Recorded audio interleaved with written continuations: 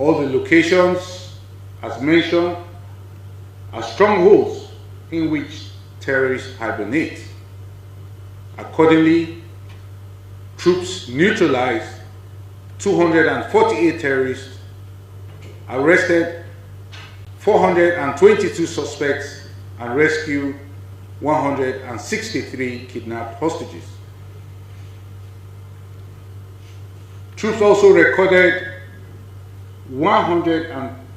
714 terrorist combatants and their families that surrendered in the month of April, and they recovered items during the month include 208 AK-47 rifles, 34 fabricated weapons, 45 den guns, and 18 assorted arms during the month of April. Troops further recovered over 3,600 rounds of 7.62mm special ammunition, over 2,000 rounds of 7.62mm NATO ammunition, and over 400 assorted ammunition of various calibers. Now to the North Central, where we have Operation Safe Haven. During the month of April, troops of Operation Safe Haven conducted operations to several of the hotspots responsible for insecurity in the plateau. Accordingly, troops also had to recalibrate its approach in tackling the security situation by making some changes in troops deployment. Overall, the troops of Operation Safe Haven neutralized 32 violent extremists, arrested 148 suspects, and rescued 35 kidnapped hostages. Troops equally recovered 23 AK-47 rifles, 19 fabricated guns, 93 assorted arms, over 780 rounds of 7.62mm special ammunition, and over 250 assorted ammunition of various calibers. Now to Operation Wild Stroke, which is still within the North Central.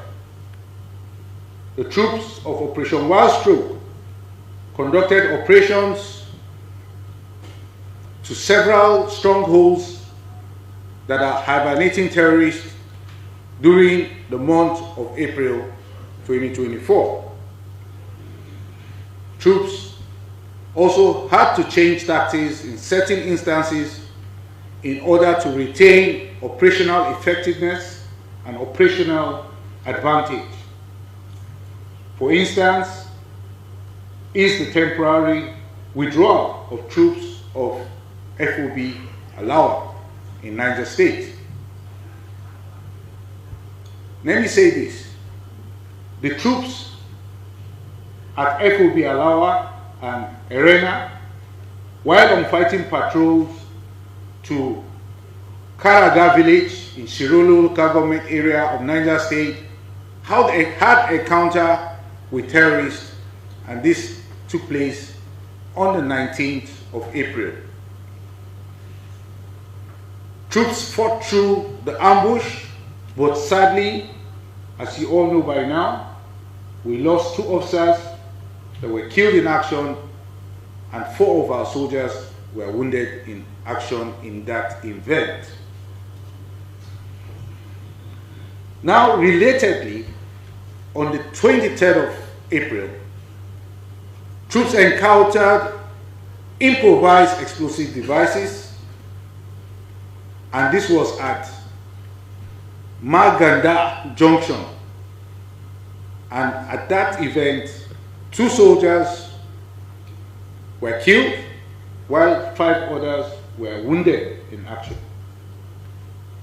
Now, based on these occurrences, there was a quick need to change tactics in order to maintain the tactical advantage and also in order to have better operational effectiveness.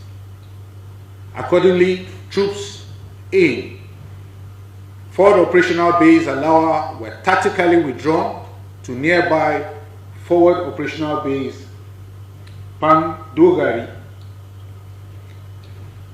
Now, what was responsible for some of this? The muddy terrain as a result of the set-in of the rainy season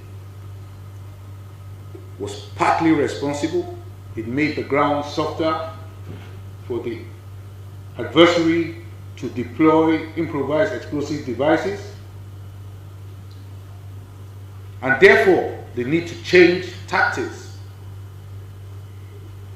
and conduct more engaging operations, more effective operations, and retain the tactical advantage. Hence the need to withdraw them to that location. And I must say that withdrawal is temporary. Overall, the troops of Operation Wild Stroke neutralized 60 terrorists, arrested 99 suspects, and rescued 57 kidnapped hostages during the month of April. The troops also recovered 40 AK-47 rifles, 60 assorted arms, 917 rounds of 7.62mm special ammunition, over 890 rounds of 7.62mm NATO, and over 330 assorted ammunition during the month of April 2024. We can now cross over to the northwest, where we have Operation Hadirin Daji. The troops of Operation Hadirin Daji maintained the momentum against the activities of terrorists hibernating in locations such as Bayanrua, which is like the Sambisa forest of the northeast, as well as other terrorist enclaves within the operational theater of Operation Hadirin Daji. Now, it is no longer news, as some of you have already visited the operational theater and you know this already, that it is no longer news that there is a linkage between illegal mining and acts of terrorism ongoing in the Northwest Operational Theater. The foreign involvement as a result of the illegal mining was established during the just concluded counter-terrorism summit, which was held in Abuja, and also by the utterances by respected voices in the location. They have alluded to this, and it is believed that a regional and probably an international approach to address this situation is incubating. Nevertheless, troops of Operation Hadirin Daji neutralized 297 terrorists, arrested 141 suspects, and rescued 143 kidnapped hostages. Troops also recovered over 180 AK-47 rifles, over 50 fabricated guns, over 70 assorted arms, and over 4,000 rounds of 7.62 millimeter special, as well as over 2,300 rounds of 7.62 millimeter NATO and over 550 assorted ammunitions during the month of April. Still in the Northwest, let's say a little about Operation Wild Punch. The troops of Operation Wild Punch recorded the following in the month of April 2024. The troops neutralized 31 terrorists, arrested 67 suspects, and rescued 17 kidnapped hostages. The troops equally recovered 20 AK-47 rifles, 28 assorted arms, as well as over 530 rounds of 7.62 millimeter special, over 390 rounds of 7.62 millimeter NATO, and over 1,200 assorted ammunitions of various calibers. Now to the south-south, where we have Operation Delta Safe. The troops of Operation Delta Safe maintained the momentum against the activities of crude oil theft and militants within the area. Troops continued to find and destroy illegal refining sites, as well as arrest the perpetrators of oil theft within the theater. During the month of April, the troops of Operation Delta Safe neutralized 9 violent extremists and arrested 164 persons involved in crude oil theft. Troops also denied the oil theft of over 2.5 million liters of stolen crude oil, over 254,000 liters of illegally refined AGO, as well as over 8,000 liters of PMS and over 1,000 liters of DPK. Furthermore, troops of Operation Delta Safe recovered 56 assorted weapons and destroyed 74 wooden boats, and also recovered over 1,500 assorted ammunitions of various caliber and destroyed 76 illegal refining sites in the month of April. Now, to the last but not the least, Operation Udoka in the southeast. The troops of Operation Udoka recorded the following in the month of April. The troops neutralized 38 terrorists, arrested 103 suspects, and rescued 50 kidnapped hostages in the month of April. Additionally, the troops of Operation Udoka recovered 8 AK-47 rifles, 23 pump-action guns,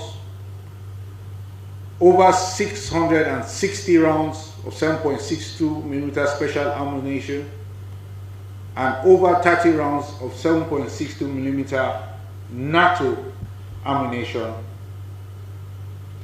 Troops of Operation Udoka further recovered over 220 assorted ammunitions of various calibers and 43 other equipments in the month of April. Now, in summarizing, I would say that the armed forces is building on this momentum against the terrorists. We intend to maintain it in destroying the terrorists and their cohorts all across the various theaters of operation in the country. We are conscious that the stakes are high, and we are not losing sight of the importance of momentum when it comes to fighting such vicious adversaries. The current situation depicts a strain of tactical achievements in degrading the terrorists by dismantling most of the terrorist infrastructure in the northeast, killing majority of the terrorist combatants, as well as killing a lot of the terrorist senior combatants. It must also be noted that many of the terrorist commanders have been taken off the battlefield. Our operations have suppressed the terrorists. Our operations have prevented them from achieving their strategic objectives. Likewise, our operations have denied the terrorists freedom of action and has disrupted their activities, thereby reducing their effectiveness in many areas. It's for this reason we see them going for soft targets as the cowards that they are. Nevertheless, there's still a lot of work that needs to be done to rid the environment of terrorists, and the military is not resting on its oars.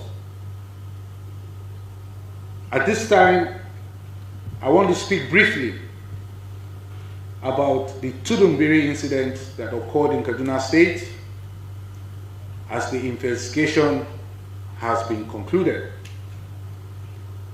The military has conducted a painstaking investigation into the Tudumbiri incident that occurred in Kaduna State and has initiated disciplinary action against those that we found culpable. Accordingly, the affected personnel are to face a court-martial for acts of omission or commission with respect to the Tudumbiri incident.